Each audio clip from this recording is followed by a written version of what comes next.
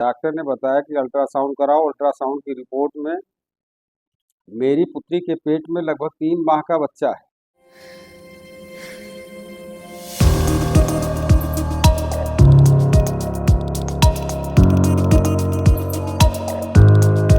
मामला ये है कि ओबरा थाने में एक अपराध संख्या 38 सन 2024 दर्ज कराया जाता है। धारा 376(3), 506, 5J सेकेंड और 6 पॉक्सो एक्ट के। इसमें वादिनी है पीड़िता की मां। उनके द्वारा बताया गया कि मार्च में ये FIR दर्ज है, 10/3/2024 को FIR लॉन्च की जाती है।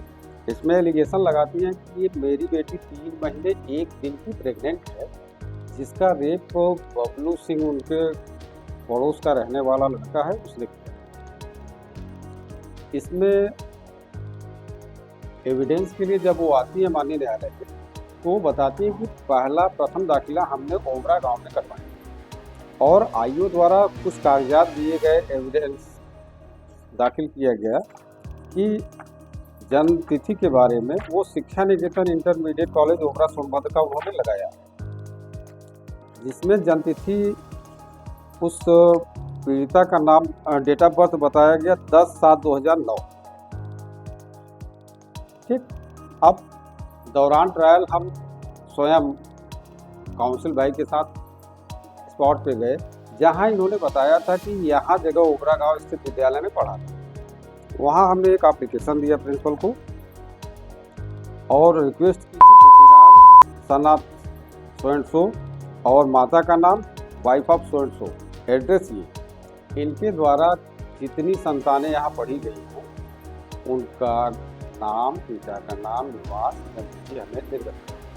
तो दौरान हमें इसके बाद प्रिंसिपल द्वारा जो प्रमाण पत्र जारी किया गया वो आश्चर्यचकित कर देने वाला था कि उसकी जन्मतिथि 10/6/2001 अंकित है उनके विद्यालय, जिसको आईओ ने कलेक्ट करने की जहमत नहीं उठाई।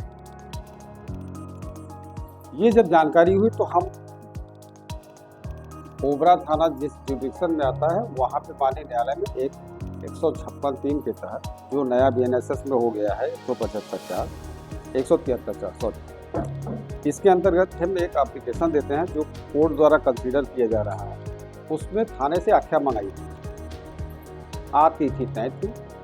सीरियस मामले को देखते हुए कल माननीय न्यायालय के पीठासीन अधिकारी द्वारा आदेश किया गया कि आज के डेट में आख्या तलब हो और SHO अपना स्पष्टीकरण दे। ना ही SHO आए, ना ही आख्या आई।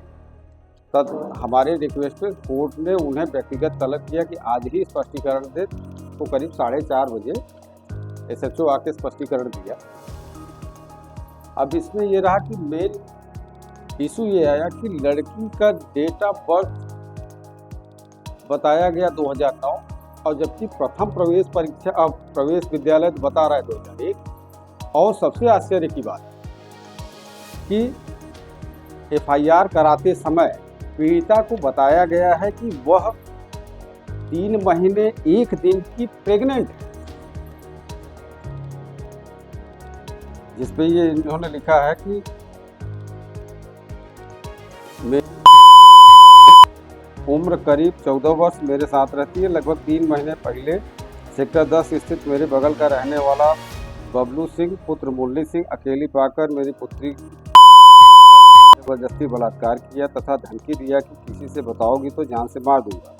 इसी बीच खराब रहने लगी तो मैंने चौपन में डॉक्टर को दिखाया तो डॉक्टर ने बताया कि अल्ट्रासाउंड कराओ। अल्ट्रासाउंड की रिपोर्ट में मेरी पुत्री के पेट में लगभग 3 माह का बच्चा है। और सबसे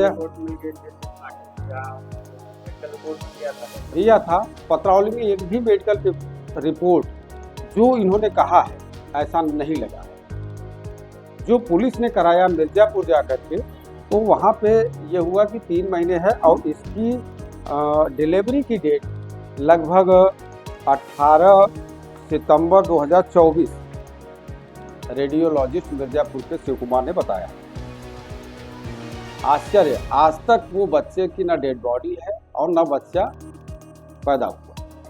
इससे ये हमारा था कि क्यों निकलता कि बच्चे का डीएनए कराया जाता। इससे अगर रेप की बात आती तो ये इस अभियुक्त कथित अभियुक्त से डीएनए मैच कराने के बाद कोर्ट जो कहती, जो रिजल्ट आता वो सभी को माना। यहाँ पे उसकी माँ द्वारा किया गया कि उसका नाम, निवास स्थान और डेट ऑफ बर्थ चेंज करके मात्र 30,000 रुपये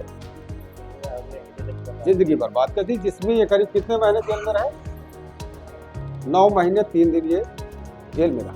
30,000 न देना पड़े इसलिए इसने ये FIR लॉन्च कराई, जिसमें पुलिस मिली है, मेडिकल के जितने जो मेडिकल के एग्जामिनर रहे, डॉक्टर रहे, सभी मिले हैं। कोई प्रपत्र है ही नहीं।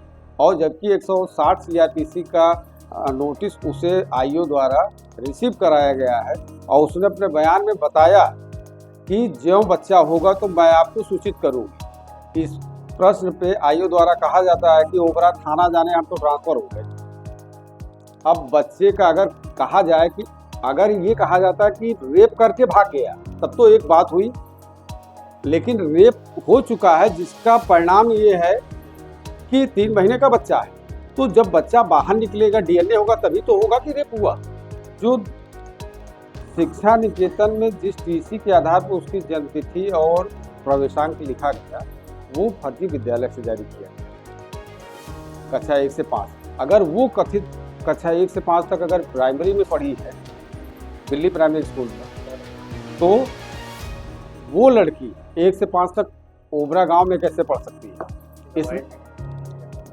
इसके लिए माननीय कोर्ट में हमने एप्लीकेशन दिया सफाई साक्ष्य के अवसर पे, तो कोर्ट ने प्रधानाचार्य को अभिलेखों के साथ दिनांक 25/11/24 को तलब कर दिया। 25 को पैसा का लेन देन था, पैसा का लेन